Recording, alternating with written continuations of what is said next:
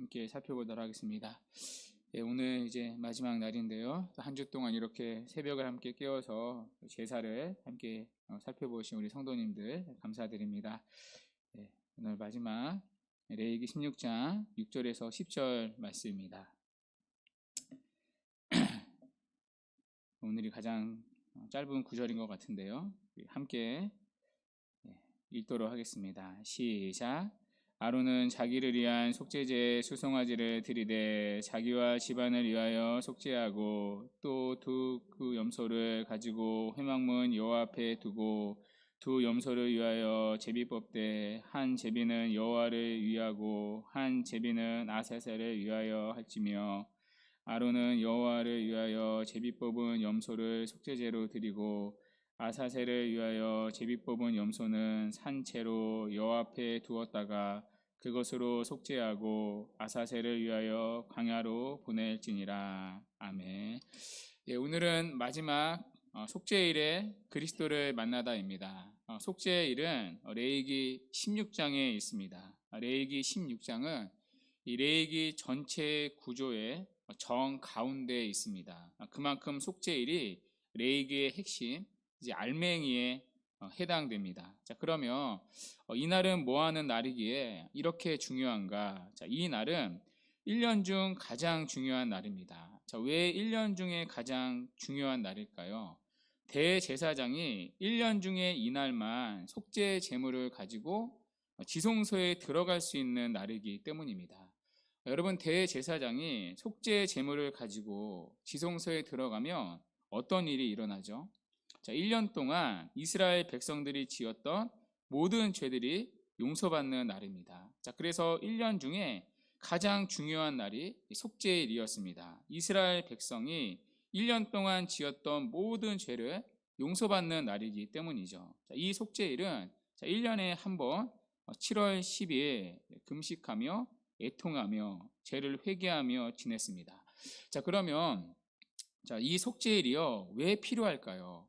여러분, 우리가 배웠듯이 평소에 이스라엘 백성들은요, 속죄제를 드렸습니다. 그렇죠? 우리가 이 속죄제 살펴봤죠. 자, 그들은 죄를 깨달을 때마다 이 속죄제를 드림으로 죄 용서를 받았습니다. 자, 그런데 왜 굳이 속죄일을 따로 드릴까요? 속죄제를 드렸어도 해결되지 않은 죄들이 있기 때문입니다. 자, 예를 들면 망각한 죄들이 있을 수 있습니다. 그러니까 내가 죄를 지어놓고도 생각나지 않은 죄가 있을 수 있습니다. 자, 그래서 그 죄를 깨닫고 자백하지 못했을 수도 있습니다. 자, 그러면 그 죄는요, 그대로 남아있는 거죠. 자, 그런 죄들을 한꺼번에 해결한 날이 속죄일이었습니다. 그러니까 속죄일에는 1년 동안 해결되지 않고 누적된 죄들을 한꺼번에 해결한 날입니다. 그러니까 쉽게 말하면 이제 대청소의 날인 거죠. 자, 우리도 평소에 이 청소를 하지 않습니까? 매일 청소기를 돌리고 또 걸레로 집을 닦죠. 자, 그런데도 날을 하루 잡아서 대청소를 하지 않습니까? 그동안 침대나 소파 밑에 내버려 두었던, 알면서도 귀찮아서 내버려 두었던 이제 그런 쓰레기들을 날 잡아 청소하지 않습니까? 자, 이렇게 마치 날을 잡아 집안 구석구석을 청소하는 것처럼 속죄일은 1년 동안 해결되지 않는 누적된 죄들을 한꺼번에 치우는 날입니다. 그러니까 백성의 모든 죄와 성전의 지성소까지 누적된 오염을 철저히 닦는 날이 속죄일이었습니다. 자, 이 속죄일에 대한 내용이요, 레위기 16장의 내용입니다. 자, 그 가운데 우리가 살펴볼 부분은요, 6절부터 10절까지의 내용입니다. 이 짧은 5절은 속죄일의 유학입니다. 자, 그러니까 이 부분만 제대로 알아도요, 속죄일을 이해할 수가 있습니다. 자, 먼저 6절을 한번 보십시오. 자, 6절에 보면요, 아론이 자기와 자기 집안을 위해 속죄제를 드립니다. 자, 이날은 이제 대제사장이 지성소를 들어가는 날이죠. 자, 아론은 대제사장이죠. 그러니까 대제사장이 먼저 자기를 위해 속죄제를 드립니다. 그러니까 지성소에 들어가기 전에요. 왜냐하면 대제사장도 죄인이니까요. 자, 하나님 앞에 나아가려면 자기 죄를 씻어야 했습니다. 자, 그래서 먼저 이제 수송아지를 가지고 이제 속죄 제사를 드립니다. 여러분 기억나시죠? 속죄제 드릴 때 대제사장의 제물은 수송아지였죠. 그리고 온 회중의 제물도 수송아지였죠. 자, 그리고 나서 7절부터가 이제 속죄일의 하이라이트입니다. 자, 대제사장 아론은요, 이제 이스라엘 백성을 위해 속죄제를 드립니다. 자, 이 속죄를 위해 숫 염소 2마리를 준비합니다. 자, 그런데 그 숫 염소 2마리를 어떻게 처리하죠? 몽땅 하나님께 바치는 게 아니죠. 자, 제비를 뽑아서요, 한 마리는 하나님께 바칩니다. 그러니까 속죄 제물로 바치는 거죠. 자, 그리고 다른 한 마리는 어떻게 하죠? 아사셀을 위하여 광야로 보냅니다. 자, 이게 속죄일에서 우리가 살펴봐야 할 특이한 부분입니다. 자, 지금까지 이런 제사는 없었기 때문입니다. 여러분, 제사를 드릴 때 어떤 짐승을 광야로 내보낸 순서가 있었나요? 없었죠. 제사를 드릴 때는 하나님 앞에 제물을 바치고 끝났습니다. 자, 이 외에 다른 제물을 광야로 보낸 적은 없습니다. 자, 그러니까 이 그림은요, 오직 속죄일에만 나오는 그림이죠. 자, 그런데 이 광야로 염소를 보낼 때에는 해야 할 일이 있습니다. 자, 그 일이 레위기 16장 21절에 나오는데요. 뒷부분에 나오는데 레위기 16장 21절 우리 함께 한번 읽도록 하겠습니다. 시작. 아론은 그의 두 손으로 살아있는 염소의 머리에 안수하여 이스라엘 자손의 모든 불의와 그 범한 모든 죄를 아뢰고 그 죄를 염소의 머리에 두어 미리 정한 사람에게 맡겨 광야로 보낼지니. 아멘. 자, 먼저 아론이 두 손으로요, 살아있는 염소의 머리에 안수합니다. 여러분, 제사를 드릴 때 제물에게 안수하는 사람은 누구이죠? 자, 우리가 지난번에 번제할 때 살펴봤죠. 보통 제사를 드릴 때는요, 제사를 드리는 사람이 제물의 머리에 안수합니다. 안수를 한다는 건 내 죄가 그 제물에 옮겨진다는 의미죠. 그러니까 나와 제물이 동일시 된다는 의미입니다. 자, 그런데 지금은 속죄일에는 누가 염소의 머리에 안수하죠? 이스라엘 온 회중이 아니라 아론이 염소의 머리에 안수합니다. 자, 왜 그럴까요? 대제사장인 아론이 이스라엘 온 회중을 대표하기 때문입니다. 자, 아론이 이스라엘을 대표해서 염소의 머리에 안수하는 겁니다. 자, 그러면 온 회중의 죄가 어디로 가냐면 염소에게 가게 됩니다. 자, 그런데요, 그냥 조용히 또 안수만 하는 게 아닙니다. 자, 입으로는요, 죄들을 고백합니다. 자, 21절 두 번째 줄을 한번 다시 보시겠어요? 제 성경으로는 두 번째 줄인데, 자, 이스라엘 자손의 모든 불의와 그 범한 모든 죄를 아뢰고라고 말합니다. 자, 아론이요, 이스라엘 자손의 모든 죄를 자백하는 겁니다. 우리가 그동안 지었던 이스라엘 백성들의 교만함들, 또 시기함들, 분쟁함들, 우리가 하나님의 말씀을 거역한 것들, 탐욕, 탐심, 여러 가지 죄들이 있지 않습니까? 1년 동안 지었던 여러 가지 죄들이 있겠죠. 자, 그 죄들을 1년 동안의 죄들을 돌아보면서 아론이, 대제사장이 이스라엘이 범한 죄를 아뢰는 겁니다. 그러니까 안수하면서 죄들을 고백하는 거죠. 자백하는 거죠. 자, 그러면 이 회중의 온갖 죄가요, 염소의 머리로 가게 됩니다. 자, 그래서 염소가 이스라엘의 모든 불의와 모든 죄짐을 짊어지게 됩니다. 자, 그리고 이 염소는 어떻게 되느냐? 자, 21절 끝에 보시면, 자, 미리 정한 사람에게 맡겨서 광야로 보내집니다. 자, 광야로 데리고 갈 사람이요, 미리 정해져 있는 거죠. 자, 그 사람이 이제 염소를 끌고 광야로 데리고 가는 겁니다. 자, 그러면 22절 말씀인데요. 자, 그 밑에 16장 22절 보시면 우리 함께 같이 한번 읽어볼까요? 자, 시작. 염소가 그들의 모든 불의를 지고 접근하기 어려운 땅에 이르거든 그는 그 염소를 광야에 놓을지니라. 아멘. 자, 염소가 모든 불의를 지고요, 접근하기 어려운 땅으로 가는 겁니다. 그러니까 접근하기 어려운 땅이라는 말은요, 돌아올 수 없는 땅을 의미합니다. 주석에 의하면 아마도 광야에 낭떠러지라고 말합니다. 그러니까 광야에 낭떠러지게까지 데리고 가서 끝으로 데리고 가서 거기서 떨어지도록 놓는다는 거죠. 자, 그러면 그 염소는요, 광야에서 죽게 됩니다. 자, 이제 염소는 다시는 이스라엘로 돌아올 수가 없습니다.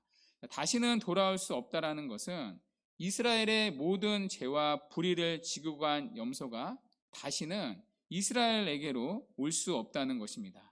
이스라엘의 모든 죄가요, 다시는 돌아오지 않도록 완전히 떠나버려졌다는 뜻입니다. 자, 이것이 아사셀을 위한 염소를 통해서 가지는 의식입니다. 자, 그런데 여기서 우리가 적용하기 전에 풀고 가야 할 게 있습니다. 자, 그렇다면 여기 나오는 아사셀은 대체 누구인가? 여러분 궁금하지 않습니까? 자, 이 아사셀은 대체 누구인가? 제가 주석을 찾아보니까요, 학자들마다 의견이 다릅니다. 그것도 권위 있는 학자들마다 의견이 달라요. 정리하면 세 가지 의견이 있습니다. 자, 첫 번째 해석은요, 아사셀을 악령이라고 말합니다. 그러니까 사탄이라고 말하는 거죠. 사탄에게, 악령에게 염소를 보냈다는 겁니다. 자, 그래서 이분들은요, 아사셀을, 이화여를 아사셀에게라고 다시 번역합니다. 자, 우리말 성경에는 아사셀을 이화여라고 되어 있지 않습니까? 그러니까 전치사 for가 사용되고 있는데 이분들은 전치사 to가 맞다라고 번역합니다. 자, 그러니까 아사셀을 이화여가 아니라 아사셀에게 염소를 보냈다라고 번역합니다. 자, 그리고 아사셀을 이제 악령이라고 번역을 하니까요, 해석을 하니까 악령에게 염소를 보냈다는 거죠. 자, 왜냐하면 이 사탄에게서, 악령에게서 죄가 다 날라왔기 때문에 다시 죄의 자리로 돌려보낸다는 겁니다. 그러니까 죄의 더러운 진원지가 악령이기 때문에 죄의 쓰레기 더미들을 모아서 다시 그 악령에게 돌려보낸다는 것이죠. 애따 네 거다 하고 다시 돌려보낸다는 겁니다. 자, 그러니까 염소가요, 일종의 쓰레기 차인 거죠. 염소의 죄를 몽땅 다 전가시켜서 악령에게 이거 다 네 거다 하고 다시 돌려보낸다는 겁니다. 그러니까 죄를 원래 자리로 돌려보낸다는 거죠. 자, 그래서 아사셀을 죄의 진연지인 악령이라고 해석합니다. 자, 두 번째는 아사셀을요, 자, 속죄 염소를 지칭하는 표현으로 보는 겁니다. 그러니까 아사셀 자체가 속죄 염소라는 뜻이라는 거죠. 나름 근거가 있는데요, 이 아사셀이라는 단어가, 이 두 단어가 합쳐진 단어입니다. 히브리어로 보면요, 염소를 뜻하는 에즈와 보내다라는 뜻을 가진 동사 아잘의 합성어입니다. 에즈 아살. 자, 그러니까 아사셀이라는 단어 자체가요, 염소를 보내다라는 뜻입니다. 그러니까 내어 보내는 염소라는 뜻인 거죠. 자, 그러니까 내어 보내야 될 염소를 위하여 염소를 광야로 보낸다는 거죠. 자, 세 번째로는요, 이 아사셀을 광야의 어떤 지명으로 보는 견해입니다. 광야의 어떤 곳에 보내기 위해서 염소를 보낸다는 거죠. 자, 이 세 가지 중에 저는 개인적으로 두 번째, 세 번째가 맞다고 생각합니다. 그런데 사실 이게요, 그렇게 중요한 게 아닙니다. 여기서 초점은 이제 아사셀이 아닙니다. 여기 초점은요, 죄를 짊어진 염소가요, 광야로 멀리 내어 보내졌다는 것입니다. 아사셀이 누구인지가 아니라 염소가 내어 보내어졌다는데 포인트가 있습니다. 그것도 다시는 돌아올 수 없도록 광야로 멀리 내어 보내어졌다는 것입니다. 자, 그렇다면 왜 이 염소를 광야로 멀리 내보냈는가? 자, 왜 아사셀을 위한 염소를 구별하여 1년에 한 번 광야로 내어 보냈는가? 자, 이게 속죄일에 다루어야 할 핵심 포인트입니다. 자, 여기에는요, 두 가지 이유가 있습니다. 자, 먼저는 너희 이스라엘 백성들의 모든 죄가 이렇게 속하여졌다는 것을 보여주는 그림입니다. 여러분, 원래 이스라엘의 죄가 용서를 받는 것은요, 어디서 이루어지는 일이죠? 지성소 안에서 이루어지는 일입니다. 자, 그런데 여러분 아시죠? 지성소는요, 1년에 한 번 말씀드렸다시피 속죄일에만 들어갈 수 있습니다. 자, 그리고 오직 대제사장만 들어갈 수 있습니다. 그러니까 다른 백성들은요, 들어가고 싶어도 들어갈 수가 없습니다. 자, 그런데 여러분 이것도 아시죠? 성막이 투명하게 공개되어 있는 유리관이 아닙니다. 성막은 겹겹이 쌓여서요, 밖에서는 절대로 볼 수가 없는 구조입니다. 자, 그러니까 지성소 안에서 일어나는 일을요, 이스라엘 백성들은 눈으로 볼 수가 없는 거죠. 그러니까 누구도 내 죄가 용서받았다는 것을 눈으로 볼 수가 없습니다. 오직 대제사장만 볼 수 있습니다. 지성소 안에서 피 뿌리는 의식을 볼 수 있는 사람은요, 대제사장밖에 없습니다. 그러니까 하나님의 속죄가 지성소 안에서 은밀하게 이루어지는 거죠. 이스라엘 회중들은 그 속죄의 현장을 눈으로 볼 수가 없습니다. 자, 그래서 하나님께서는 눈에 보이는 속죄의 증거를, 그 현장을 주시는 겁니다. 자, 그게 바로 광야로 보내어지는 아사셀 염소였습니다. 아사셀 염소에게 이스라엘 회중이 보는 앞에서 이스라엘 모든 죄를 안수함으로 전가를 시킵니다. 자, 그리고 이스라엘의 모든 죄를 짊어진 아사셀 염소가 회중의 눈이 보이는 가운데 광야로 보내어져서 돌아오지 않습니다. 자, 그걸 통해 이스라엘 백성들이 확신을 가지게 되는 거죠. 아, 이제 우리의 죄가 이렇게 멀리 떠나 버렸구나. 우리의 죄가 이렇게 용서를 받았구나. 하나님이 우리의 죄를 완전히 씻겨 주셨구나. 확신을 가질 수 있었습니다. 자, 그게 바로 아사셀 염소를 광야로 보내는 의식을 가졌던 이유입니다. 자, 또 하나 아사셀 염소를 광야로 보내는 의식을 행하는 또 다른 이유가 있습니다. 자, 이스라엘 백성들은요, 매년 속죄일마다 광야로 아사셀 염소를 보냅니다. 그러면서 이스라엘 백성들이 대망하고 소망하는 게 있습니다. 자, 우리가 언제까지 이 불완전한 속죄일을 드려야 하냐는 겁니다. 자, 먼저는 대제사장도 불완전합니다. 대제사장 자기가 불완전해서 지성소에 아무 때나 들어가지 못합니다. 1년에 오직 한 번만 들어갑니다. 자, 들어가기 위해서도 자기 죄를 속하는 제사를 드려야지만 겨우 들어갈 수 있습니다. 자기도 죄인이니까요. 자, 그러니까 대제사장도 불완전합니다. 자, 그리고 광야로 보내는 아사셀 염소도 역시 불완전한 제물입니다. 염소가 사람의 죄를 대신할 수는 없습니다.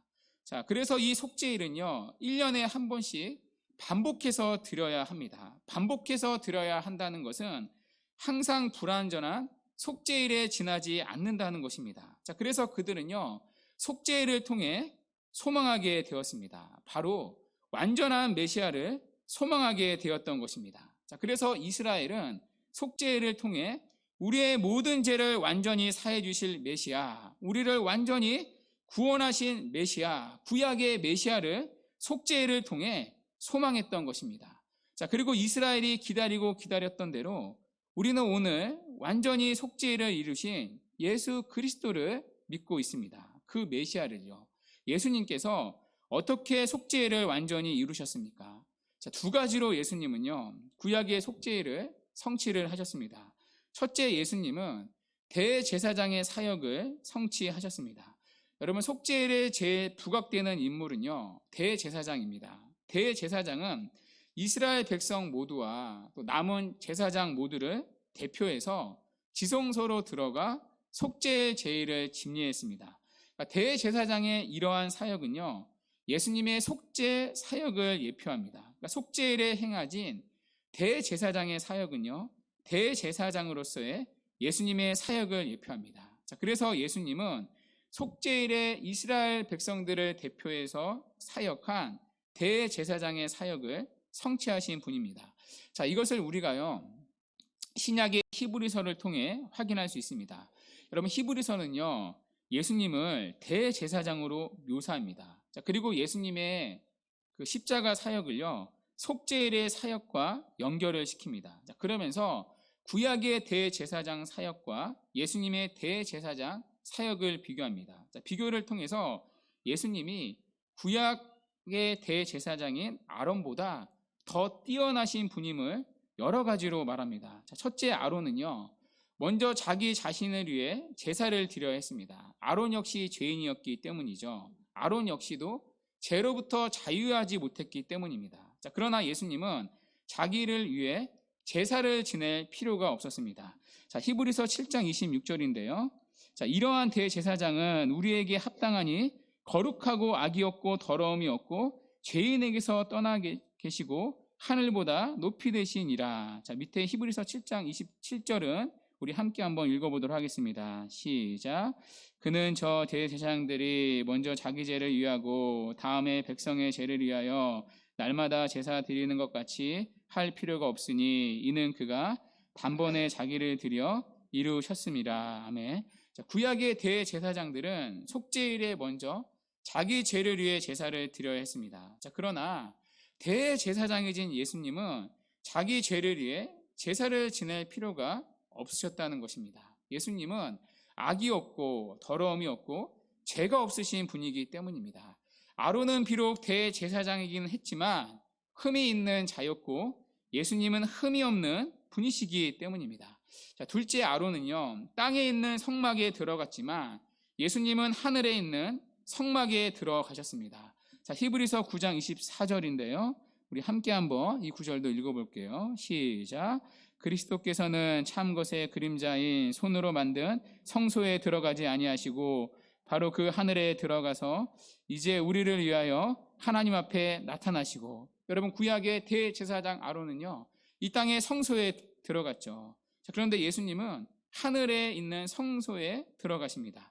예수님이 하늘에 들어갔다는 건 속죄의 사역이 완전히 끝났다는 뜻입니다. 이 땅의 성소가 의미가 없다는 거죠. 그리고 우리도 예수님을 따라 하나님의 임재 앞에 이제는 담대히 나아가게 되었다는 것입니다. 왜 그렇죠? 예수님이 십자가에 못 박히셨을 때 성소와 지성소를 가르는 휘장이 완전히 찢어졌기 때문입니다. 전에는 대제사장만 지성소에 들어갈 수 있었습니다. 자, 그러나 이제는 예수를 믿는 누구든 하나님의 임재 앞에 나아갈 수 있게 되었다는 것입니다. 자, 셋째, 아론이 드린 제물은요 염소의 피였습니다. 염소는 결코 사람의 죄를 제거할 수가 없습니다. 자, 그러나 예수님은 영원한 속죄를 가져다 줄 자신의 피를 바치셨습니다. 자, 히브리서 9장 12절 말씀인데요. 이 구절도 함께 한번 읽어볼게요. 시작. 염소와 송아지의 피로 하지 아니하고 오직 자기의 피로 영원한 속죄를 이루사 단번에 성소에 들어가셨느니라. 아멘. 자, 넷째 아론은요 해마다 속죄일의 의식을 되풀이해야 했습니다. 자, 그러나 예수님은 단 한 번으로 완성을 하셨습니다. 자, 히브리서 9장 25절인데요. 대제사장이 해마다 다른 것의 피로써 성소에 들어가는 것 같이 자주 자기를 드리려고 아니하실지니. 히브리서 9장 26절인데요. 이 구절 함께 한번 읽겠습니다. 시작. 그리하면 그가 세상을 창조한 때부터 자주 고난을 받았어야 할 것이로되 이제 자기를 단번에 제물로 드려 죄 없이 하시려고 세상 끝에 나타나셨느니라. 아멘. 대제사장인 예수님은 자기를 단번에 제물로 드려 죄를 없이 하셨다는 것입니다. 여러분, 아론의 속죄일의 속죄는요 일시적인 것이었습니다. 유통기한이 길어야 고작 1년밖에 되지를 않습니다. 1년이 지나면 또 속죄일에 속죄 제물을 바쳐야 했습니다. 죄가 계속해서 생각났기 때문이죠. 자, 그러나 예수님의 속죄는 영원한 죄 용서를 보장하는 영원한 것이었습니다. 자, 뿐만 아니라 예수님은 십자가에서 우리를 위해 이렇게 기도를 하셨습니다. 아버지여, 저들의 죄를 사하여 주옵소서. 저들이 하는 일을 알지 못함이니이다. 마치 구약의 대제사장인 아론이 속죄일에 했던 일을 떠올립니다. 대제사장인 아론은 속죄일에 염소의 머리에 안수를 하면서 이스라엘이 지었던 모든 죄를 하나님 앞에 아뢰었습니다. 그것처럼 예수님은 십자가에서 자기 백성들의 죄를 용서해 달라고 그 죄를 아뢰셨습니다. 예수님의 십자가에서의 기도는요 이런 의미에서 구약의 속죄일의 대제사장적인 기도였습니다. 이렇게 예수님은 불완전한 대사장이 아니라 완전한 대제사장으로 십자가에서 백성들의 죄를 아뢰면서 아버지의 용서를 구하실 뿐만 아니라 친히 자기 자신이 제물이 되셔서 단번에 영원한 제사를 드리셨습니다. 자, 그래서 예수님은 구약의 대제사장의 사역을 성취하신 완전한 대제사장이십니다. 자, 두 번째 예수님은요 속죄일에 또 아사셀 염소와 관련이 있습니다. 자, 아사셀 염소는요 백성의 죄를 대신 짊어지고 광야에서 죽임을 당했습니다. 자, 이 아사셀 염소는 예수님을 상징합니다. 자, 물론요 아사셀 염소가 예수님이다 성경이 단정적으로 말하진 않습니다. 자, 그러나 아사셀 염소와 예수님 사이에는 유사성이 있습니다. 자, 첫째 아사셀 염소는 아무 죄가 없지만 이스라엘 백성들의 죄를 대신 짊어지고 죽었습니다. 자, 죄 없으신 예수님도 택한 자기 백성들을 대신해서 죄를 짊어지고 죽으셨습니다. 자, 고린도후서 5장 21절인데요. 눈으로 한번 따라와 보세요. 하나님의 죄를 알지도 못하신 이를 우리를 대신하여 죄로 삼으신 것은 우리로 하여금 그 안에서 하나님의 의가 되게 하려 하심이라. 자, 둘째 아사셀 염소는요, 백성의 죄를 짊어지고 어디로 나갔죠?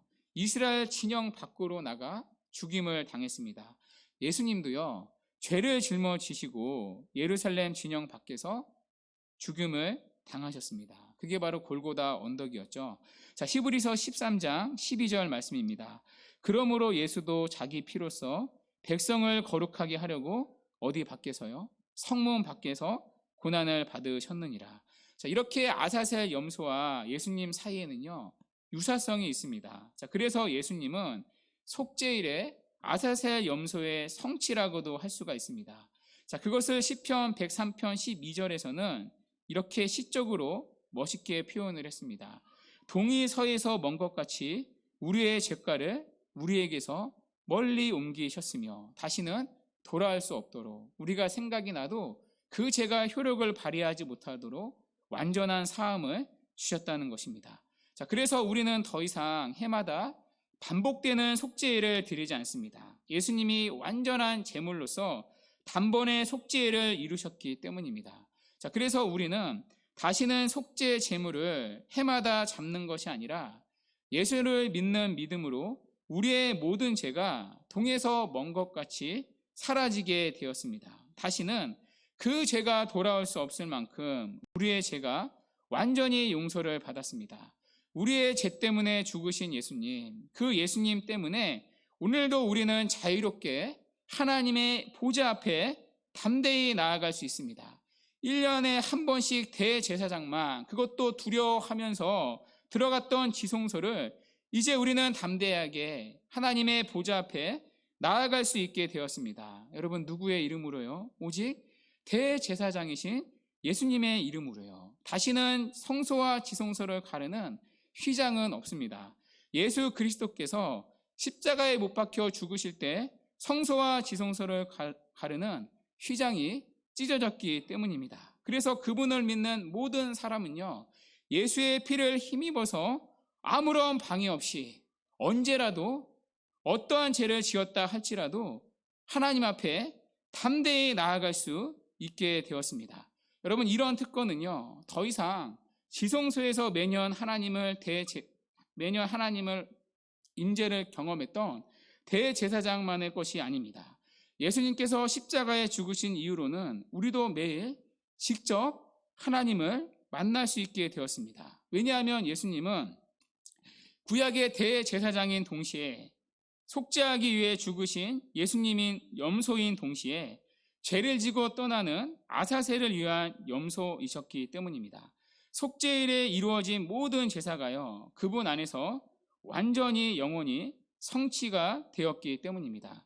자, 그래서 오늘도 우리가 하나님 앞에 받아들여질 수 있는 이유는 우리의 어떤 공로가 아닙니다.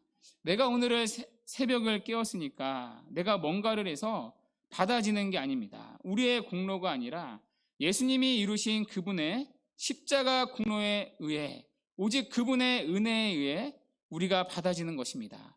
그분이 번제물이 되시고, 그분이 소제물이 되시고, 그분이 화목제물이 되시고, 그분이 속죄제가 되시고, 그분이 속건제물이 되시고, 그분이 또한 속죄일을 이루셨기 때문에 오직 그리스도 안에서만 이유가 있고 자격이 있습니다. 하나부터 끝까지 우리가 하나님 앞에 서는 자격이 너무나 더러운 죄인임에도 불구하고 그분의 은혜를 오늘도 누릴 수 있는 자격이 오직 그리스도 안에서 이루어진 일입니다. 자, 그러므로 고난주간 마지막 날, 특별히 오늘은요, 속죄일을 성취하신 예수님께 감사하는 하루가 되기를 바랍니다. 그리고 오늘 하루도 우리의 죄에 대한 완전한 제물이신 예수님의 이름으로 하나님 앞에 담대히 나아가는 은혜를 누리시기 바랍니다. 그래서 예수 그리스도 안에서 우리의 삶이 주님 앞에 드려지는 복된 예배로 주님 앞에 영광 올리는 복된 삶이 되시기를